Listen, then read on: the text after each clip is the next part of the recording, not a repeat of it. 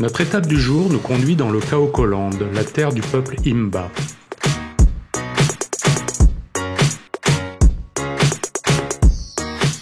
Le Kaokoland est une région de Namibie de 50 000 km², une fois et demie la surface de la Belgique, constituée essentiellement de hauts plateaux d'une altitude moyenne de 1400 mètres.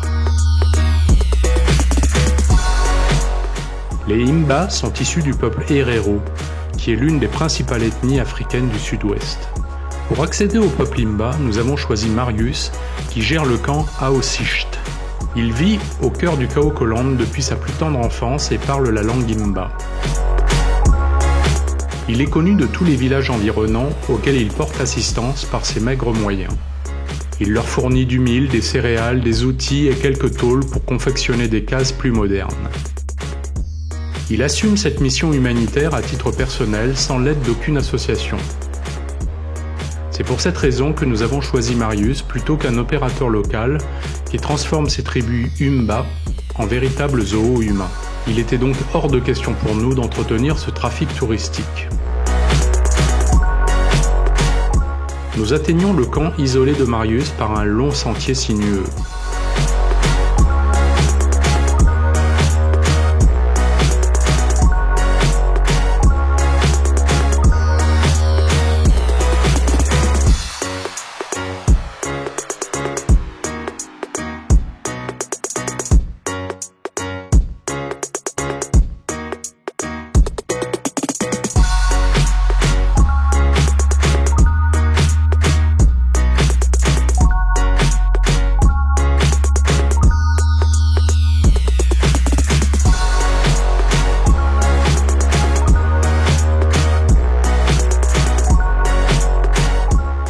Marius offre un hébergement rudimentaire, mais comme un peu partout en Namibie, nous devons être autosuffisants en eau, vivres et énergie.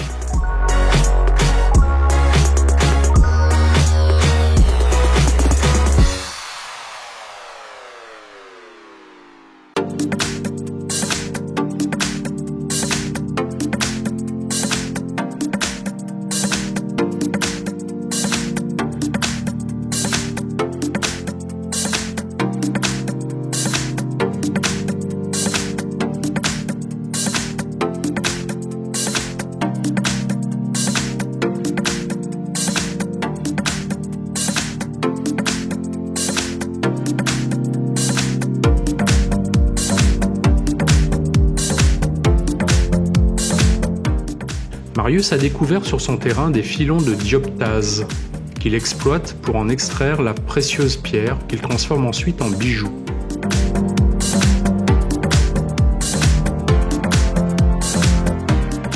Les environs du campement sont jonchés de débris bleu-vert foncé.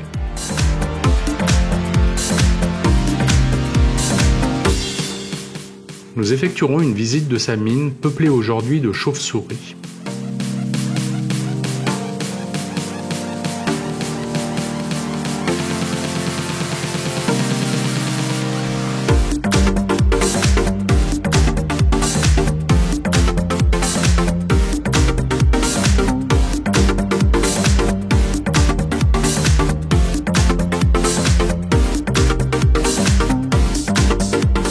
Nous sommes conduits au village Himba et introduits par Marius.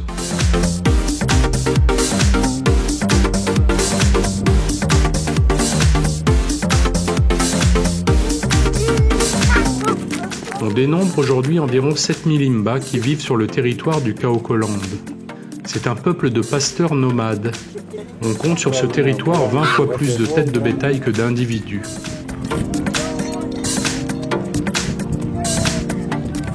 Chaque clan Himba possède donc un cheptel important qui doit couvrir tous les besoins du groupe. Certaines familles sont ainsi à la tête d'une véritable fortune, proportionnelle au bétail détenu.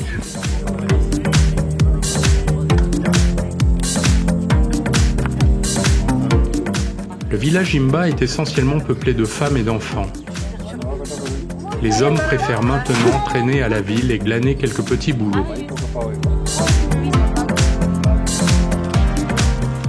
Ce qui les éloigne chaque jour un peu plus de leur tradition pastorale et participe au développement des maladies sexuellement transmissibles. 70% de la population Imba est atteinte du sida.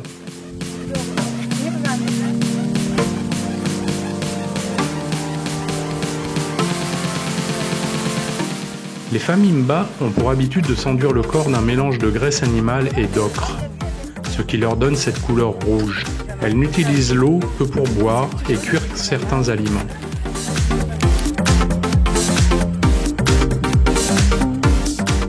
Le village ne se situe pas directement à proximité d'un point d'eau. Les Imba préfèrent rester à l'écart des dangers que peuvent représenter les animaux sauvages peuplant la région.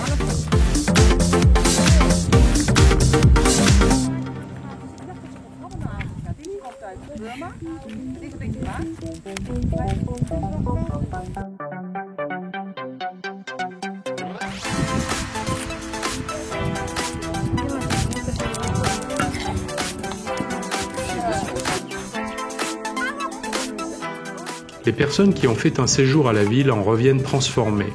Ils s'habillent à l'occidentale. Les hommes portent des jeans et les enfants scolarisés quittent leur tenue traditionnelle.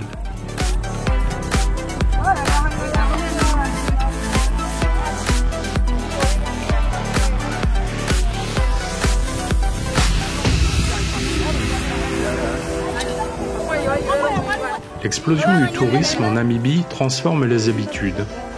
Les villageois confectionnent maintenant un artisanat rudimentaire destiné aux gens de passage, alors qu'auparavant le cheptel permettait à lui seul de subvenir à tous les besoins du clan.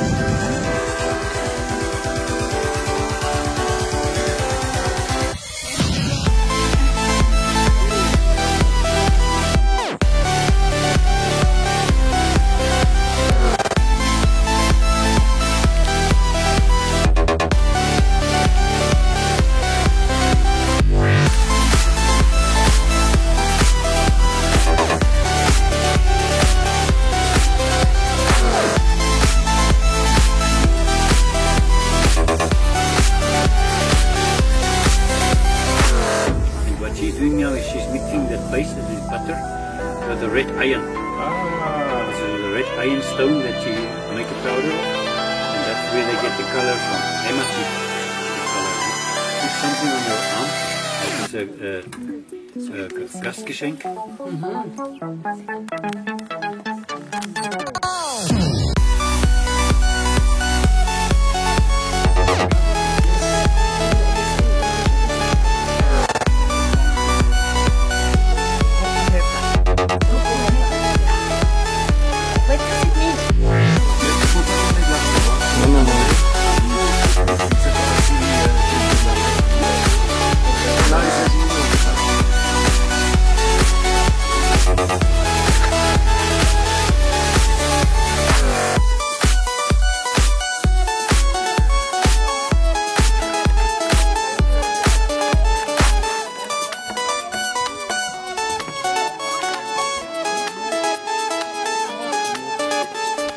Vient donc le temps de l'installation des échoppes de souvenirs et le dur moment du marchandage.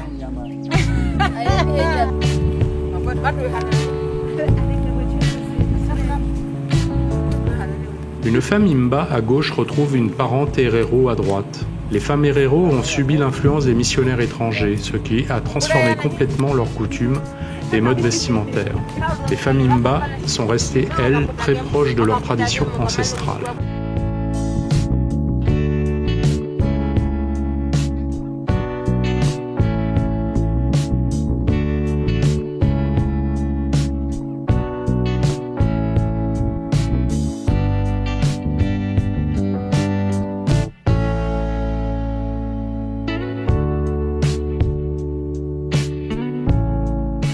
visitons un second village Imba, où une femme est en train de bâtir une case traditionnelle à base de terre et de bouse animale.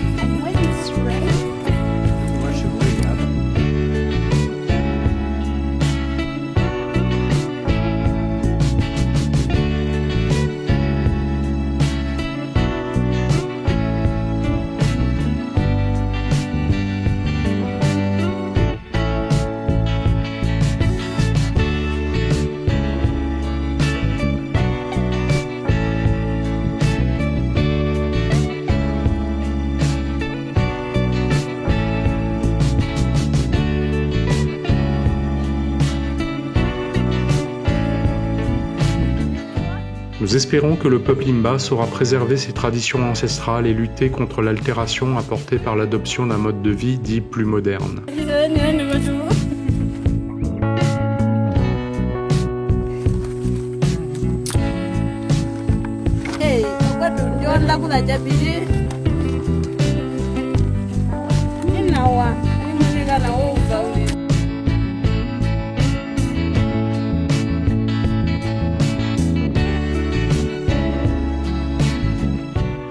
Nous laisserons nos nouveaux amis pour poursuivre notre route vers le nord du pays en direction de la rivière Kunene qui constitue la frontière de la Namibie avec l'Angola.